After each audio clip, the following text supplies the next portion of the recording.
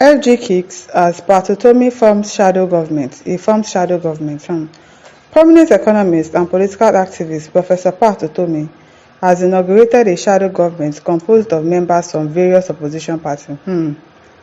According to Utomi, the Big Tet Coalition shadow government, launched virtually on Monday evening, will function as a credible opposition force. Okay.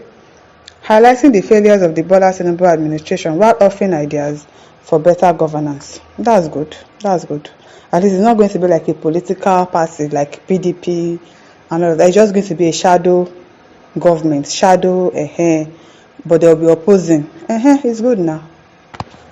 But in a swift reaction, the federal government, they kicked against the move. Can you imagine? They're kicking against the move, describing it as an aberration in a federal system of government. How is it an aberration? Anything that will oppose them, they just don't want it. People want to destroy all the opposition parties that we have in the country.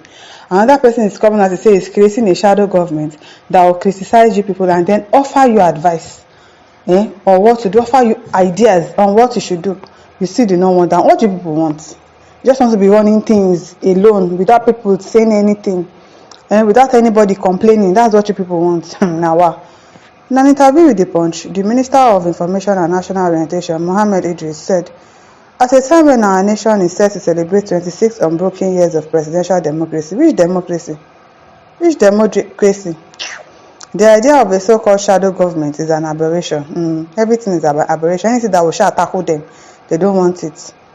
Nigeria is not a parliament system where such a system is practiced, and there is no provision for such in our statutes book. Which statutes book? When I know they follow. See, if it doesn't want to favor you, that's when it's not in our statutes book. It's not in our statutes book. While opposition policies is a central feature of democracy, it must be practiced at all times within the bounds of propriety. This idea of a shadow government sadly does not pass that test. How will it pass the test when you know that it's not going to favor you? Our bicameral legislature features members of the opposition, and it should be the right place to contest meaningful ideas for nation building. Utomi, however, he justified the move. He's a professor and he has sense more than them, arguing that policy missteps by the current federal government has worsened poverty, driven multinational companies out of the country, and intensified terrorism in Benue and Plateau states, alongside rising insecurity and corruption nationwide.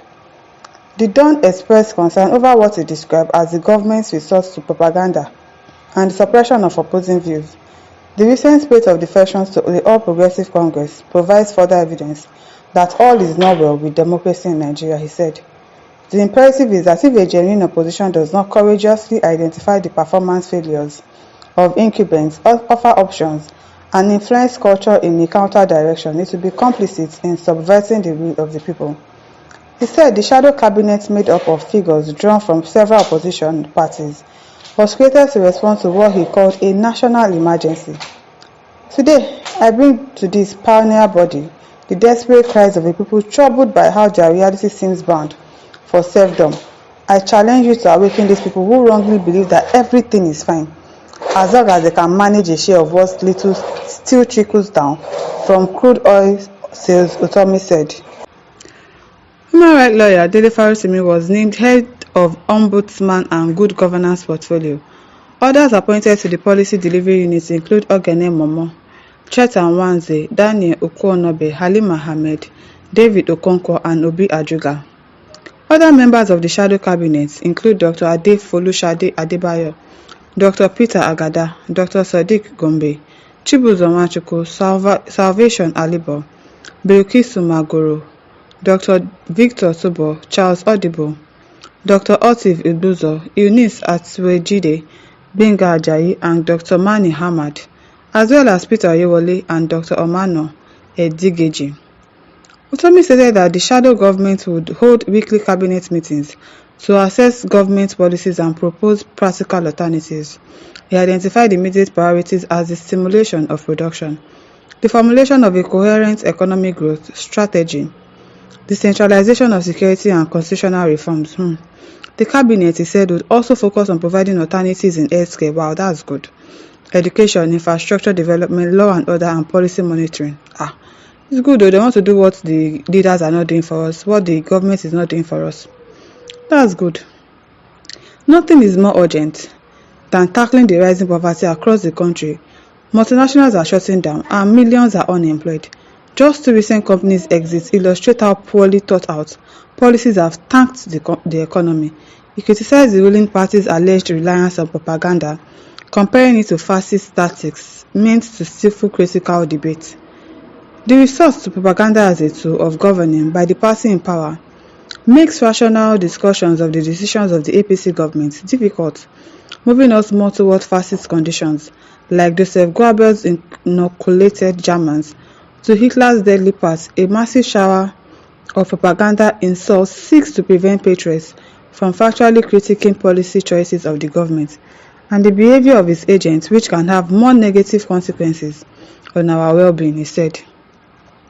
Utomi also addressed the controversial removal of the petroleum subsidy, arguing that this decision was poorly sequenced and executed, making propaganda of most leaders being in agreement on removing the petroleum subsidy was to cover up policy errors of how to remove it without further structural damage to the economy.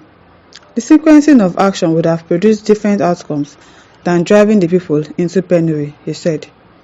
He added that economic revival depends heavily on stimulating production through policies that support entrepreneurship and local value chains, an area he claims the current administration fails to grasp. Unfortunately, corruption and short-sighted self-interest have prevented sensible policy choice and passionate implementation, Utomi stated. The argument that pain from policies is inevitable is giving a lie. Thank you. Like we have to suffer, we have to go through pains before we can enjoy. Why do we have to go through that? Meanwhile, people are wasting money. People are buying yachts, traveling up and down. Yet you tell us that we should go through pain. It doesn't make sense. It is giving a lie by the wasteful use of public resources for executive comfort in jets, yachts, and frequent travel. Pain evenly spread breeds consensus that accelerates implementation. Utomi challenged the shadow cabinet to promote and propose a practical economic growth strategy. He said, don't worry, if they steal your ideas and use them, the gain is for Nigeria, he said. Abi, hopefully they would even steal it, because I don't think those ones are ready to do anything. I don't think they are ready to do anything, no. The shadow team also has to deal with matter of ethics, transparency and integrity that seems to challenge this government at every turn. He stressed that promoting ethical governance is essential to sustainable economic development.